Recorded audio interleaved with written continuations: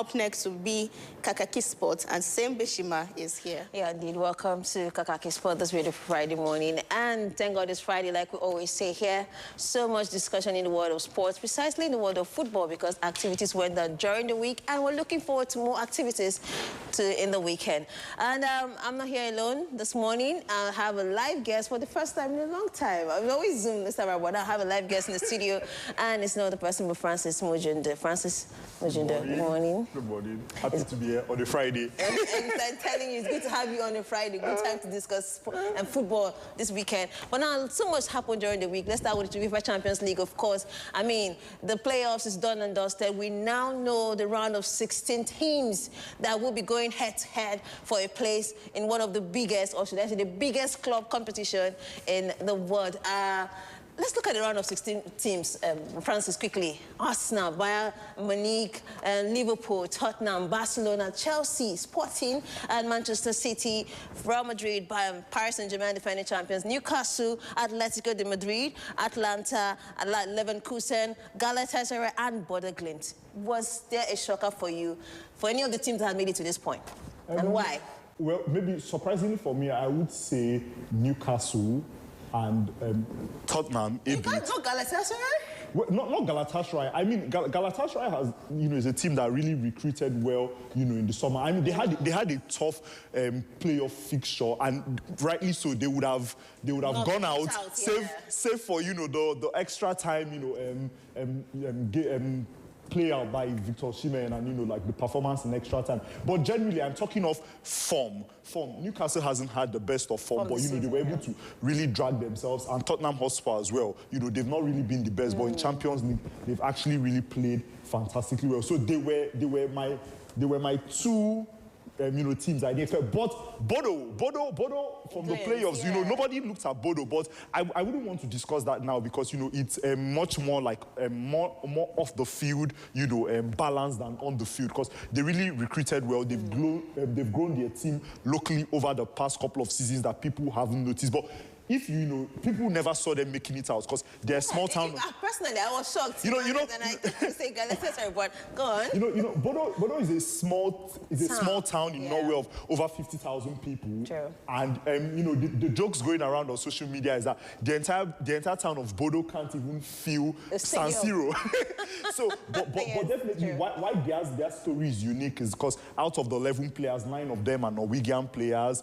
2 Danish players, save for the goalkeeper that's not from any of those countries. And, what they've done, small stadium, small team, and, they've been able to maximize their resources to do really well. Beat Atleti in the road to beat Man City and ended up beating Inter the last season finally. So I think that's absolutely a Cinderella performance there. And I mean, talking about Cinderella performance now, we just look at the numbers here, round of 16, and it just tells you that the English teams dominated. If you look at the numbers, there were about 6 teams thereabouts, qualifies the round of 16. 5. And 5 teams, yes, but out of 16 teams. So what does that tell you? Does that still put the argument if the Premier League is still the biggest, or should it be a debate anymore going further? Looking at what has just happened and in previous years as well. No, I don't think it's a debate, because even in the last 3 or 4 seasons, you've always had at least 3 Premier League teams make it to the round of 16, to the quarterfinals. So there's no debate that the Premier League is the biggest league in the world by commercial revenue, by every standard in terms of viewership. So by all standards, it's the biggest. But I will tell you from the playing point now, I will tell you why it's easier for all the teams that make it to the Champions League from the Premier League advance to the round of 16. When we talk about, like the commercial weight of the Premier League, the amount that the Premier League makes yearly far outweighs whatever many of the leagues, in Italy, Spain. Spain is really attractive just because of Barcelona and Madrid. Yeah. But the Premier League is on its own a very massive commercial revenue engine. So the spread of money that goes round to all of the other teams, the disparity with the other leagues in Europe is wide apart. So it helps them, one, to dominate in recruitment. They're able to chase the best players, and they're also able to build their teams. Because to play in Europe, don't forget that you need legs. Many of those teams don't have, the squad depth needed to play those amount of games in Europe while still competing on the league front. And that's why you see many of these teams go for, players that are a bit exhausted, 30+ years and have played away, in parts of Spain, and you can get them on a free transfer. In England, you see teams averaging well over 80 million in summer transfer windows. Where does Bodo want to get that money from? Or Bayer Leverkusen or Atlanta? Well, I think Barcelona and Real Madrid, like you said, are just few out of many. So for Premier League, it's a whole lot of clubs coming together to put in money and then also spending money, and people are getting to view that. But I think it just tells you that the Premier League are doing something great, and this is just evidence of the fact that the league is still the best league in the world. Now, talking about the Premier League, let's now move to, of course, fixtures that are lined up during the week, for the weekend now. These are fixtures for the weekend in the Premier League. March the 28th, as you can see right there, Wolverhampton against Aston Villa, Bournemouth and Sunderland, Liverpool against West Ham, Newcastle against Everton, Burnley and Brentford will face off, Leeds United and Manchester City for Friday and also Saturday. Now, let's look at these fixtures. Tell me which one is the biggest one for you. I know you say Arsenal, Chelsea, because that will be on Sunday. Well, let me just get your point. So behind, aside biggest fixtures, I may take a little bit of bias here. I'm going to look at the fixtures. For me, the fixtures that have the chance to tilt the position of the table between the top four are the biggest. The biggest fixtures for the weekend, So what are the games I'm generally going to be looking at? Okay, yes, I mean, in terms of name, Arsenal, Chelsea seems to be the biggest fixture. But let me tell you 4 games here that are really going to be very heated games this weekend. Leeds Man City is going to really be a big game. And because Leeds are always a difficult side to play at Elland Road, and we know that Man City needs the win. In this current iteration of the table standings, all eyes are on how Arsenal and City play in the coming week. So Leeds is going to be a very difficult away game. They are a team that are very compact in the way they move, and also how they attack. They their change of formation to 3-4-3 that allows their fullbacks to be very marauding. Creates a lot of attacking options for them. So I'm going to be on the lookout, for that game. I'm going to be looking, surprisingly, at Bournemouth, Sunderland. Both are middle table teams, but they're very... Sunderland has been, impressive, coming off, from the, from the championship, recruited well in the summer.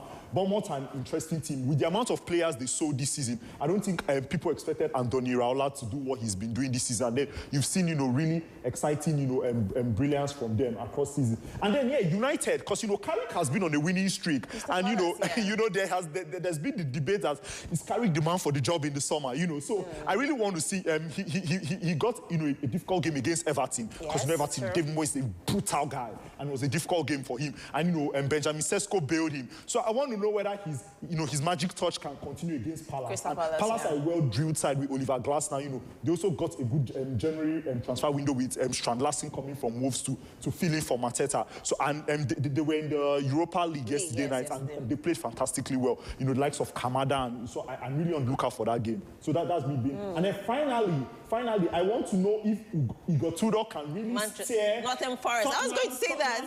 Okay, not now, Fulham. Off the relegation zone, because it's been a bloodbath for them. Thomas Frank was shown the way out of the door. I mean, how do you expect a manager to win 12 players out? That's technically more than the first 11, and they said Igor Tudor knows how to, get people out of the relegation. So can he save, my old London neighbours out of the drop zone? And then, finally, Brighton, Nottingham Forest. So, those for me, those are, really the biggest game. Okay, we'll come back here, perhaps not with you, but we'll come back to talk about these games when the results are out. And by Monday, we'll get all the results and we'll see what the table looks like. But currently, before we get into match day 28, this is what the Premier League table currently looks like. Arsenal on top of it now. And then Arsenal, I'm talking about the top table 5. And I just want to ask you, is this Arsenal season? Maybe, may not be. It depends on them. After we dropped the points to United, after Arsenal dropped the points to Manchester United, and the the pre-match conference for the next game, there was something Arteta said, and he was like, that the players would determine how well they want to live the next 4 months, whether, the memories would be for good or it would be for bad. So I think it's all up to them. Now, Man City are also really not the strongest side, but it's a 50-50 die cast now. 5 points on the table? Yeah, but Arsenal has you know, a game beyond Manchester City because they played midweek against Wolves. The game that Arsenal drew to Wolves would have taken them 7 points off, but they drew that game, so they are one game above Man City, and Man City will still have to play that game. But I will tell you why it's a 50-50 die. I mean, before Arsenal were favourites, but now it's 50-50 balance because the both teams have difficult games to still play. They are still also in all club competitions, and then Man City got, you know, some extra legs in January. Maguire and Semenyo. I mean, our team changes automatically, so they can swing the tide. So much change, but like you said, it's quite a quick chase, and it's a very difficult chase too. But it's still in Arsenal's court. Yes, still in Arsenal's court. 5-point lead on top of the table there. Man City in second place, Aston Villa in third, Manchester United, hopefully they get a Champions League slot this season, and then Chelsea there in fifth position, Liverpool and Brentford, Bournemouth and Everton, those are the top 9 on top of the table. But bottom relegation zone, we have Wolves in the bottom place there. Wolves obviously automatically, some people say it's already done and dusted. They should go back to the Championship. And then we have Burnley right there in 19th place, West Ham also struggling out of relegation. Then Nottingham Forest, a little bit of hope for them there. They did it last season. Hopefully, would they pull out the season? Who will be dropping for them to pull out? That's time will tell. But then Spurs also, we see them there struggling. Even though making it to the Champions League round of 16, they are right there in 16th place on the Premier League table. But match day 28 is upon us, and hopefully at the end of match day 28, this table will take a different shape. But now that's take us back home here in Nigeria. Also, match day 28 is upon us in Nigeria, the NPFL, and these are the fixtures. I mean, it's quite an interesting one this season in the Nigerian Premier League. Academy Warriors against Abia Warriors, Bara FC against Plateau United, Niger Tornadoes and Warri Wolves. Ramos Stars, defending champions. Not so much for defending their title this season against Katsina United, but all these features are lined up for this Sunday. Which one is going to be a lookout for you in the Nigerian Premier League, and why? So Bendel Insurance, Ikorodu City. I thought you say Ramos Stars, being that they just got a new coach last night or 2 days ago, I mean. Well, I mean, why that's a consideration to make? We're looking at the people who are, you know, and like I told you that, you know, I'm focusing on the people who can shift, the table. Ikorodu Stars are really doing something impressive this season, coming you know. into the season and dominating against the big boys. It's quite impressive. And I think we have to get the people managing, you know, their team at the end of the season to possibly get their thoughts on what they're doing. You know, what they are doing. But Bendel had a slump last season, and we can see they've had a resurgence this season. I think that game is going to be much more important for Ikorodu than Bendel, because Ikorodu definitely want to, you know, make history to qualify for one of the continental slots. Competition. So that's I don't think they're also trying to win the league, like you just rightly said. But you know, it's going to be a far cry because Rivers United still have, I think, extra 3 games in hand. And they're currently top in the league. So it's still all of theirs to lose, except they give us a Chelsea, a Liverpool of 2013-2014 season. That's when Ikorodu City is going to take that. Then again, I think the other games, and look, let's give Remo Stars, because you know the change coach, and you know they're defending champions. But one will argue that just how many games left to be played. So what would you say that what magic can the new coach cost? Well, I mean, 10 games is a lot. In 10 games, there are 33 points that you can accumulate in 10 games. 33 points. So I think that 33 points is a lot. So even if you can't get 33 points, 20 out of 33 points can steer them out of the drop zone, and then they can start to build for next season. And then finally, I think, okay. Well, this is the current standing on the table. Our director telling us right that we're showing progress. But this is the current standing, like you rightly pointed out. Remo Stars defending their champion in the bottom place there. Number 20 with just 27 points from 27 games. That's quite a poor outing for the defending champions. Hopefully, like you rightly said, they can garner 33 points with a new coach on board now. They can garner 23 points to get them out of the relegation, perhaps regroup for next season. But it's dead and dusted. No continental slots for them this season. That's all the big zins and the drop zone. Look at Eyimba, look at Eyimba, look at where Kano Pillars are struggling as well. I think this Eyimba, we have to come back to the drawing board and talk about Kano Wanko at the end of the season. Maybe at the end of the season. But now Rivers United, that's why having 3 outstanding games, is top of the table there with 46 points. Ikorodu City, 27 points, 45 points in 27 games. Rangers International, former champions, 44 points. They're in 3rd place, gaining for continental slot. And Nassau United, shockingly, 44 points there. They were struggling for the last season. And right now, they're top of the table, but this is what it looks like before going into match day 28. Perhaps after match day 28, this result will change. But now, let's not wrap up the conversation this morning without talking on, of course, Nigeria Super Falcons. We know that the World Cup, sorry, I beg your pardon, the WAFCON, not the World Cup qualifiers now. The WAFCON is just around the corner. March 17, the kickoff date for the 2026 Women African Cup of Nations. And Nigeria Super Falcons are getting preparations to go into that tournament. 10-time champions already going into the tournament again to defend their title this season. The game against Cameroon is a preparatory game. Francis, quickly, what do you make about this thing? I mean, the last time they won Cameroon, they went to win the title. So is it like another deja vu feeling we're going to have here? Or perhaps we will look at what happens against Cameroon and predict what can happen at the World Cup? So not much has been said about their preparations, and I think that's really a problem for us. And we know that there's this. I'm trying to look for the perfect word to use, but I think there's this, we have this very laissez-faire attitude when we're winning in Nigeria. Yes, where we're just down. We don't ginger.